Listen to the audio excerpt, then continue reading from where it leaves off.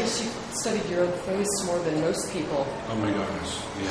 What's that like? Well, it actually is oddly unfamiliar. Every time, and I think that has to do with perception. I think every time I look in the mirror, I see something different. Okay.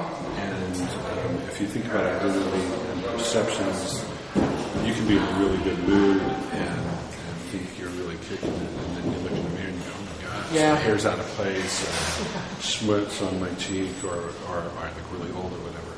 And that's fascinating to me that all of a sudden you can change how you think of yourself. Right. Or vice versa. You could be feeling really down and sad or whatever, and somebody can give you a compliment and it changes your outlook. Mm-hmm. I'm always amazed at how people really don't know what they really look like. Yeah. But also how that shifts, it changes from day to day, even moment to moment. Mm-hmm. People will look through 100 pictures before they find the one image that they like of it. That, yes. That represents them. Everything else is bad. Right. But for me, these 99 other pictures that they went through are as much or more important than just that one. Mm-hmm. Because we're a sum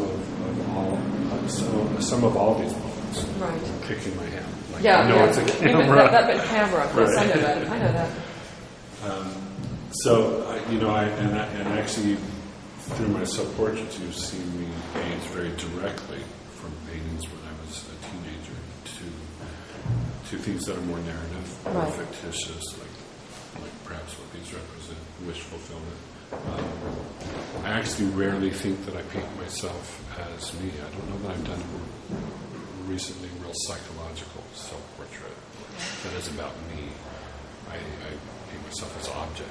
And I wanted to remove those stereotypes because I wanted it to just be, wanted them more real and authentic, and I wanted them to be just about the person. No other frills, no other narrative, just what is.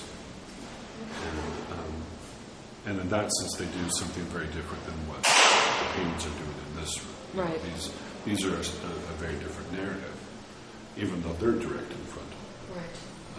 But the idea of this repetition of the various hairstyles that are a little more glam, they do something different than the nudes, which are really paring everything down to the simplicity of a body of a certain type, a certain age, a certain ethnicity, and it just is. They just exist.